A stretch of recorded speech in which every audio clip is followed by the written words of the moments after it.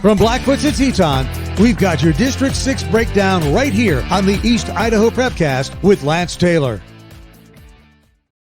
That's right. Welcome into another edition of the East Idaho Prepcast here on IdahoSports.com. Brandon Maney joined once again by Lance Taylor to break down everything District 6. Lance, how you been?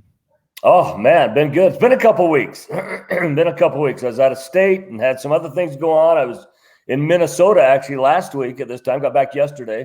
So it's, yeah. Well, I'll tell you, Lance. Get back into it. Right.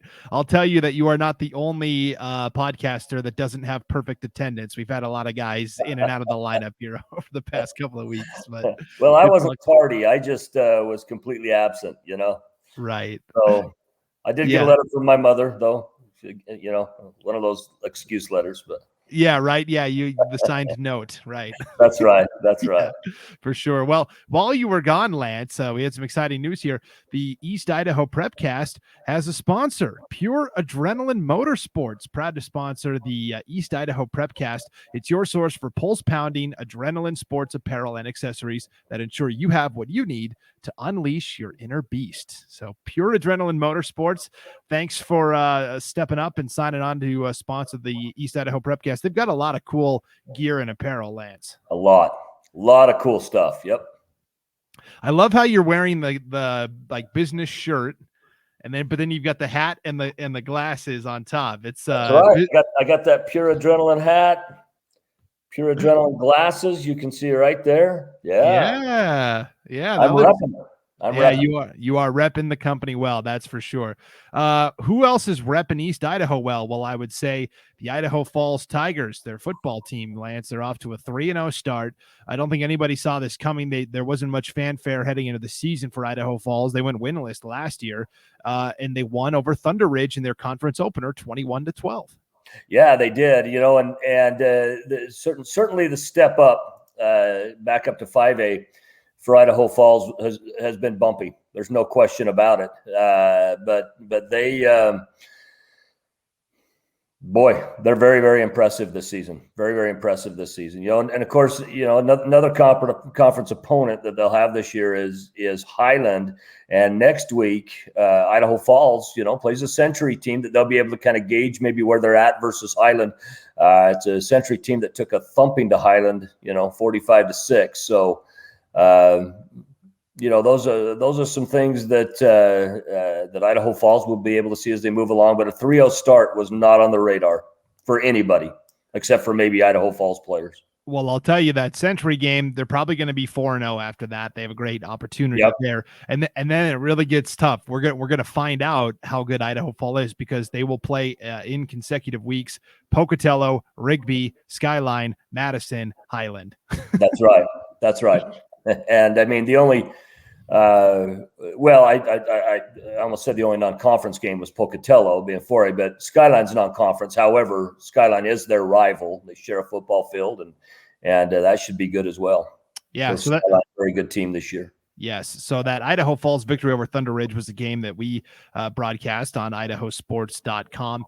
And I think the biggest improvement for Idaho Falls from what I've seen is they, of course, have Kyan Jesperson back at running back, who was excellent last year. But Skylar Olson really went from being an athlete that was playing quarterback to a quarterback that's got really good skills. His improvement from his junior year last year to now his senior season this year, I think is the biggest reason for Idaho Falls' turnaround. He's looked really well back there at quarterback. So yeah, I agree, and it's such an important position. There's no question about it, you know. And when quarterback doesn't play well, teams don't do well. That's just the bottom line. Unless they've got running backs that are just out of this world, but a quarterback has to play well. And you know, along with you, I give that credit to Idaho Falls' success this year thus far. So they are 3-0. Who else is 3-0? Well, Rigby is 3-0. The big matchup I think everybody was excited to see was Friday night in Holt Arena. They kicked off at 8:15 on Friday night as part of a doubleheader that didn't involve any of the Pocatello schools. So that was kind of interesting on Friday night. Rigby was playing Skyline, and if you remember last year, Skyline's only loss in the season came to Rigby, and Skyline actually had the lead, but Rigby rallied back with a couple of fourth quarter touchdowns and ended up winning 28-14. Pretty impressive game for both teams. Yeah, very much for sure. And the thing is, you look at at a Rigby team. Of course, they play Hillcrest next week, which is a real struggle. But then they get into their conference season as well. You got Thunder Ridge, you got Idaho Falls. They got Highland, Madison. They do have Blackfoot in the middle of that as well. But Rigby is rolling. And as I look down their schedule, I really don't see a loss on that schedule. Yeah, I think the one game everybody is trying to focus on is maybe that Highland game at the end of the year, but Rigby's going to host that game, and they'll have a great opportunity, that's for sure. So let's talk about some of the other scores. Another team that I wanted to highlight from the 5A ranks is Madison. The Madison Bobcats come out with their second win of the year, 35-7 over a Hillcrest team that's struggling right now. But Madison, what do you see from this 2-1 team? Well, Madison matched their win total from last year already. And so Madison's got a solid team. Whether they're going to be, in the upper part of that group in District 5-6, we'll see. But Madison does have a solid team, and I think they're one of those teams that is good enough that if the upper tier teams in their conference don't show up to really play hard, Madison is good enough to beat those teams if that is the case. So Madison 2-1, Rigby 3-0, Thunder Ridge. We thought maybe could be the third best team this year, but they fall to Idaho Falls. I think it's going to be pretty interesting to see how those three teams all fight it out. Thunder Ridge, Madison, and Idaho Falls should be pretty interesting to watch. So yeah, I think so as well. I think that's something that we're going to have to certainly keep an eye on as the season goes on. But again, the surprise there is Idaho Falls, and how Idaho Falls ends up, we don't know. Because I can't look at their schedule and for the most part say, yeah, that's a for sure win. That's going to be a loss. I just can't do that. We just don't know enough about them yet. But what we do know is good. Yep. So among the 4A teams in the High Country Conference, we talked about Hillcrest falling to Madison. Skyline, I think they have a lot to be encouraged by. They're 1-2, but if you look at it, they lost on a last-second field goal in the season opener at the Rocky Mountain Rumble. Well, and on a fluke of a block punt, too, leading into that. I actually was on the call for that game with Lauren Jensen. Yeah. They very well and probably should be 2-1. Yeah, and then they had the lead against Rigby in that second loss, and so they're 1-2. But I think if you look at the polls, the coaches poll just came out this morning. Skyline is still the top ranked team in 4A despite that 1-2 record, and I think that's well earned. I still think Skyline is a very, very good team this year. Absolutely. Well, you look how well they played against Rigby. Rigby had to come back to win that game and get those touchdowns in the second half in order to do it in the fourth quarter. So it's a Skyline team that's going to be very good. I mean, they are still at this point my pick to win the 4A state championship. However, everyone's kind of got their eye on Middleton a little bit as well. Middleton dropped 70 points, on Friday night. So, as you look to the other side of the state, I know that we don't cover them in our Prepcast other than just references. And that's certainly a reference as teams are going to take a peek at that. Yeah, Middleton lost that big non-conference matchup with Minico from the Great Basin Conference, and Minico looks like the team to beat in District 4. I think, real quick, in District 3, I think it's going to be just like last year, Lance, where there's 5 teams: Bishop Kelly, Nampa, Valley View, Middleton, and Emmett. And I think they're all going to beat up on each other. And I think all 5 will get to the playoffs, but I think it's going to be interesting to watch that. And Emmett shut out Bishop Kelly. Yes. Over the weekend. So that'll be very interesting as well. I'm still down here in 5-6. I'm still, or in District 5. I'm still a little bit perplexed with Blackfoot. I really don't know what to expect out of Blackfoot. They did get the win over Snake River, kind of a semi-rival game for them. Obviously, different school sizes, but nonetheless, you do have players that kind of cross over from those 2 different school districts. But Blackfoot to me is kind of the unknown in that. Preston's playing well. Hillcrest, I think, will ultimately end up coming out the bottom of that conference this year. This is just not the year for them. I think they're playing hard. I think it's just a talent issue at this time. And Shelley is looking pretty dang good. Yeah, let's talk about Shelley for a second, Lance, because we had the broadcast of their game against Jerome on Friday night. I was there broadcasting with Sean Kane, and I'll tell you, I was really, really impressed with Shelley. I knew coming in that they were good, but it was like, well, they've kind of had two low-scoring games. Yeah, they're 2-0. The defense probably is good, but offensively, what is this team about? Well, I think they didn't leave any questions as they just blew past Jerome in a 49-7 victory. They've got about 5 different guys that can all handle the rock, can all carry the ball, and all 5 are capable of putting up 100 yards and a couple touchdowns week in, week out. So that's right. And they put up 3 touchdowns against the Sugar Salem team that has a very good defense. The Sugar Salem team that has struggled to pick up wins thus far this year, but picked up one on Star Valley over the weekend. Star Valley would be a 4A school here if they were in Idaho, but they started out with that win over Preston, and for a Shelley team that has struggled not just in football, but in their other men's sports over the last few years. Shelley's got to be feeling very good about their 3-0 start. They are at Canyon Ridge next week, and then home against home against Hillcrest, and then Bonneville, and those are really 3 other games that they should pick up victories on. Yeah, they've got a great chance to be. We're talking 6-0 heading into the stretch where they're going to play Blackfoot and Skyline, and then we'll find out for sure. But Riker Klinger was our IdahoSports.com player of the game. He took the opening kickoff of the second half back 99 yards for a touchdown. He had a couple rushing touchdowns. I mean, I was just really impressed with Shelley. They fly around on defense. Their front 7 is Tommy Bradshaw's a great defensive back. There's a lot to like with that Shelley team. Blackfoot, you mentioned it. They're kind of I don't know what to make of them. They're 1-2. Their 2 losses were by a single point each to a pair of 5A opponents, Idaho Falls and Thunder Ridge. And then I thought, okay, coming into the Snake River matchup, Snake River's kind of licking their wounds after that big loss against Westside. Wow. It was actually a pretty close game. And and again, Blackfoot to me right now in that conference is kind of the Madison this year, that they seem to have the talent there. Whether they're going to be able to step up and beat the powers within the conference, we will see. But Blackfoot appears to have the talent that it takes. It's just going to come down. Again, their 2-1 record is, 1-2 record is not as necessarily as the record itself says. Like you say, they got a couple 1-point losses to Thunder Ridge, to Idaho Falls. So I think that the rest of their season, again, I can't look down and say this is a for sure win and this is a for sure loss. It's just one of those teams. Yeah, they do have some talent. Obviously, Javante King at wide receiver.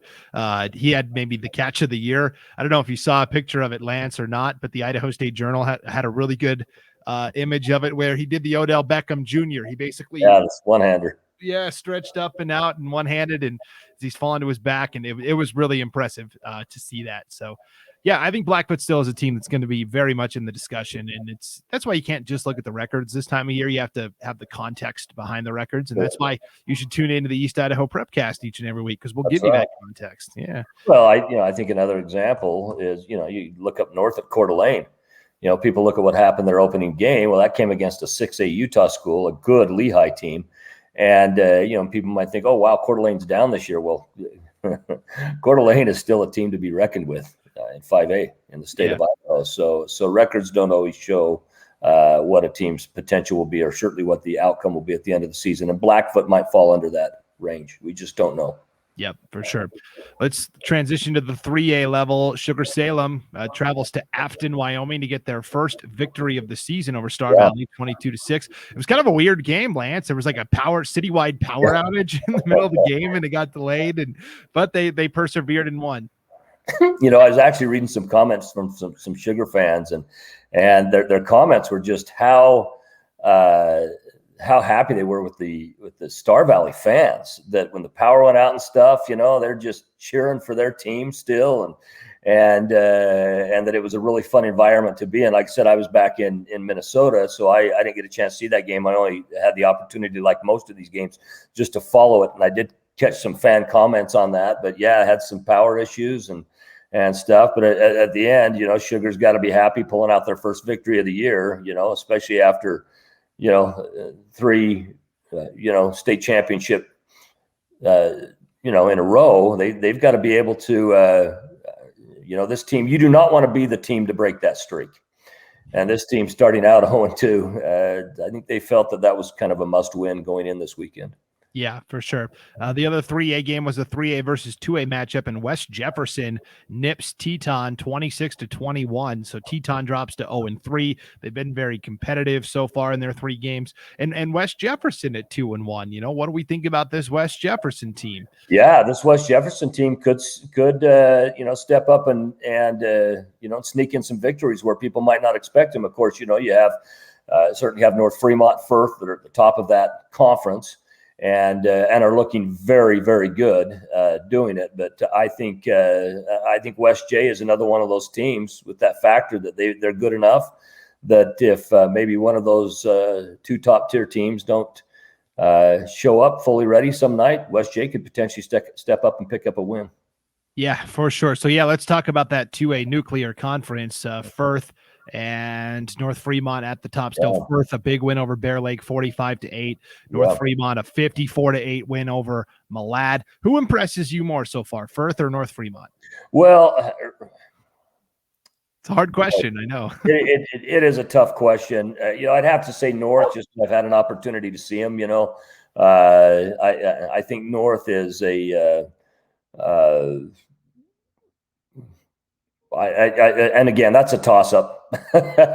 Firth could be right there with them as well, and I don't see, with the exception of West Jefferson, I really don't see another team in that conference really stepping up and really challenging up there. I mean, Ryrie had the big win over the weekend, the 44-0 shutout over Valley. However, Valley's not a very good team. So, it will be interesting, but it's going to come down, in my opinion, to Firth and North Fremont. Yeah, I think my dog was trying to answer the question too there. She was barking, yeah. Firth. Usually been my dog that does that. But, yeah. Office today instead of at home. So. Right. Yeah. Hopefully she can remain calm. Otherwise, I might have to put her in timeout. So, there she goes. Okay. She's left the building. Yeah. To me, Firth has been more impressive, right? They lose to Westside in overtime. North Fremont, I thought kind of started slow, and I was, they're 3-0, but their first couple of games, I expected them to be bigger margins of victory. And now maybe they're figuring things out. I mean, 3-0 is 3-0, and they're still going to be in the mix, but. Well, and to go along with your point there, on Firth's side of the argument there, I mean, Firth's only loss came to a phenomenal Westside team, 20-26. And, I mean, you're talking a Westside team that only one team has even scored on them this year, and that was Firth. They shut out Snake River. They turned around. They shut out Marsh Valley. What I think is actually a fairly decent Marsh Valley team. And so, Firth, you very well could be right. Firth could be the better of those 2 teams. Let's talk about the 1As. Butte County, I've been banging the drum for all season long. They have another nice victory over Rockland, 56-12. They're 3-0, and I think they're going to be squarely in the conversation for Final Four in the 1A D1 ranks. Yeah, I think they are too. I thought, at the first of the season, I kind of put Grace up in there. Grace took really a licking over the weekend to Raft River. But I think when it comes to Butte County, I've started putting my both feet into their camp, so to speak. Other games that we saw over the weekend, Water Springs defeated Mackey 58-12. That was a conference game, as Mackey is back competing in the Rocky Mountain Conference. And I actually I'm covering with Lauren Jensen the Water Springs Grace game this Friday. Yeah. Well, so get a first opportunity to really take a good look at them. Drew Plucker is a really, really fine player for Water Springs. The big question was, how are you going to replace Matt Almgren as he graduated? I think Drew Plucker is more than capable of holding up his end of the bargain there. So It was a nice win for Water Springs there as well. Let's preview this upcoming slate of games. Kind of give you the board here, Lance. Is there a particular game that you've got your eye on? Let's talk about the ones that we're going to be broadcasting, right? We talked about the Water Springs Grace game, but also at Ravston Stadium. I can't believe they're playing this early. It's Blackfoot against Skyline. Yeah, Blackfoot and Skyline. And again, there's a lot of unknowns about Blackfoot. I have Skyline picked to win that game. But man, Blackfoot could really step up and make that a game, if not pick up a victory on that. Yeah, there's one other team before we get in that I do want to mention. Another 3-0 school down here in the South is South Fremont. South Fremont, 3 wins, Timberlake, Salmon, Aberdeen, shut out Salmon 48-0. Salmon's not a good team, but they did what they should against a team that's not good, and we'll get a good look as they go down to a very good Firth team this week. So this is the first of the major tests for South Fremont as they go into this game 3-0. Yeah, I totally forgot to mention them. Yeah, that was a nice win over Aberdeen, which is a 2A team that's going to go deep into the playoffs, I think, this year. Yeah, they have that potential. Yeah, South Fremont for sure is going to be a fantastic team to watch also. Well, that was against an Aberdeen team that already has a win over another 3A school this year in American Falls. So, I think Aberdeen went into that game expecting to be able to win that. And South Fremont handled them very, very well. That game was actually played in Aberdeen, but 34-16, that's a pretty good-sized victory. Yeah, I think South Fremont at Firth, probably the second best matchup on the card behind Skyline and Blackfoot. Otherwise, I'm looking at, Sugar Salem at Marsh Valley, I think might be the third best one, or maybe Butte County at Raft River. I think both of those. Let's talk about Sugar at Marsh Valley first. Both of these teams are 1-2, which I don't think a lot of people anticipated coming into the season. No, I don't think so. And when you look at Marsh Valley, let's kind of back up just a little bit. Both Marsh Valley and Sugar played in the Rocky Mountain Rumble. Morgan High School beat Sugar 3-20. And then Sugar lost to Shelley on homecoming game, and before going and picking up that win in Star Valley. Now Marsh Valley, to be honest with you, I felt last week was a shocker. I thought if not making it closer, they might actually step up and beat Westside. But they're another one of those teams that could very well be 2-1 in. Sorry, there's my phone going off. Could be 2-1 as well, like we talked about Skyline, because theirs was right down to the last second against Beaver High School as well in that Rocky Mountain Rumble. And then, of course, they shut out, got the big win over Teton 36-0. But to get goose-egged by Westside was a shocker to me. And I think we're going to learn a lot about both Westside and Sugar Salem this weekend. Yeah, I completely agree with that. Westside hosting Coal Valley Christian, which is going to be a fantastic 2A matchup in District 5. And let's talk about Butte County and Raft River. These are two of my teams I've really been banging the drum for this year at the 1A D1 level, Lance. I've had Raft River as my number one team all season long from the preseason through this point. I'm the only person in the media who keeps picking Raft River as the number one team. And then I've had Butte County in my top 5 all season long as well, where they didn't really emerge in the top 5 until last week. So these are two teams that I'm really high on. And even with a loss, I think we could learn a lot about Butte County. But if a win would really vault the Butte County up. Well, Butte County's put up 77, 60, and 56 points. That's a lot of points to put on the board. You got, of course, Raft River, that, big win over Clearwater Valley, shut them out. Big one over Grace, a Grace team that I thought was actually going to be pretty good this year. We'll see. I think if you line those two teams up, I think Butte has the more powerful offense in that. So I think the onus is going to be upon Raft River to be able to step up and see if their defense can hang. Yeah, because I agree. Raft River can put points up on the board too. I just don't think they're quite as prolific at it as Butte County has turned out to be. Yeah, Coach Thorngren's got a good group of skill guys this year at Butte County, that's for sure. So, yeah, those are some of the games we're keeping an eye on. And again, we'll have 2 broadcasts for you Friday, almost like a double header in District 6, right? At 4 p.m., you've got Water Springs hosting Grace, right? Yep. And that'll be at 4:00. And then at 7:00 inside Ravishton Stadium, it'll be Blackfoot taking on Skyline. Both of those on IdahoSports.com. And you can see the entire broadcast schedule, not just for District 6, but the entire state by clicking on the Game Streams tab on the homepage of IdahoSports.com. Let's finish with the Tiger-Grizz Cross Country Invitational, Lance. Last week, for the first time ever, IdahoSports.com did a live video broadcast of cross country in the state of Idaho, probably long overdue. And it was a lot of fun. We had 4 individual winners. 3 of the 4 were sophomores. And then the team titles, Rocky Mountain came over and swept the 5A boys and girls titles. But then you had no surprises, I think. Soda Springs on the girls' side and Sugar Salem on the boys' side winning team titles. Yeah, and even down in the junior high, Sugar Salem was able to pick up a victory as well. And South Fremont, both the boys and girls had a good showing as well. And being a parent of a number of children that have run cross country, I've of course attended this event, many, many times, and it is a fun event. There's a lot of athletes and a lot of people that go there and show up, and it's one of the, if not the, it's the premier event for cross country in Southeast Idaho. And you get a lot of schools from out of state that come up to this as well. So it's one of those things that is really looked forward to by a lot of these athletes. Of course, you have Bob Furman coming up in Boise, up in the Boise Valley as well, which is more of a larger regional event, but very, very competitive, and these kids look forward to it all year long. Yeah, Tiger-Grizz is one of the signature cross-country events in the state, no doubt about that. And the 4 champs, Lance, all came from District 6. Jerisa Jackson started it with a win for the Sugar girls with an individual title in the B heat of the varsity. And when we say B heat, it was just the 3A, 2A, 1A schools. So, what you have the 5A, 4A in one bracket, and then the 3A, 2A, 1A in another bracket.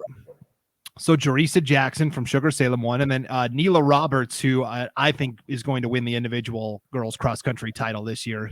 She's just a sophomore from Skyline. She won the A heat for the girls. And then on the boys' side, Salmon kept it in the family. The Salmon Savages, Jonathan Simmons, who was such a great track and cross country runner for Salmon, has graduated. He's serving I think he's going to go serve a mission and then go to Utah State to run. Yeah. And that's my understanding as well. Yeah, so but right now he's still at home in Salmon, waiting to depart for his mission, and so he's helping train up these younger Salmon runners. His younger brother, sophomore Danny Simmons, ended up winning the boys B heat, which was really fun. And then you had another sophomore win the A heat for the boys, Luke Affey from Idaho Falls. And so I think it's no surprise, Lance, but once again, I think a lot of the individual and team championships at state cross country in October are going to end up coming on back to the east side of the state. Well, and it tends, this part of the state just tends to be very, very good at that. And Simmons would have actually won the larger school size as well. So he ran a 16 flat. And he was the fastest of all the boys in that at 16 flat as well. He was in the B division, but would have won that. And he was a sensational freshman as well. But Luke Affey, a sophomore, 16-13, what a great time, to win that on all of these, these runners. Jerisa Jackson, I know her very well, know her family. Of course, they're a track and cross-country family, and I spent a lot of time during the track season, conversing with them as well. And it's, of course, Soda Springs, always tough. And would compete very well, not just in 2A, but in 3A and 4A as well, most years, year in, year out. So anyway, Tiger-Grizz is, if you have never attended that before, it is a lot of fun. Yeah, and we had so much fun broadcasting it. I think it might become an annual event for us here at Idaho. I sure hope so, yeah. Yeah, for sure. We had a lot of fun. So it's going to be a lot of fun this week too, Lance. Lots of good football and soccer and volleyball action. Volleyball, Bonneville is the top-ranked team in the coaches poll for 4A. Sugar Salem is the top-ranked team in 3A. They might be the best. Them and Skyview, I think, in the 5A ranks are the 2 best overall programs in the state for volleyball. So a lot of exciting volleyball action heating up as well. And we'll be here to talk about it all next week on another edition of the East Idaho Prepcast, sponsored by Pure Adrenaline Motorsports. Lance, it's good to have you back. It's good to be back. Good to be back. All right. For Fresh Lance, Idaho air. Fresh Yeah. Idaho air. yes, yeah, for sure. Get you out of that Midwest air for sure. That's right. Yeah. For Lance Taylor, I'm Brandon Bainey. Thanks for tuning into the East Idaho Prepcast here on IdahoSports.com.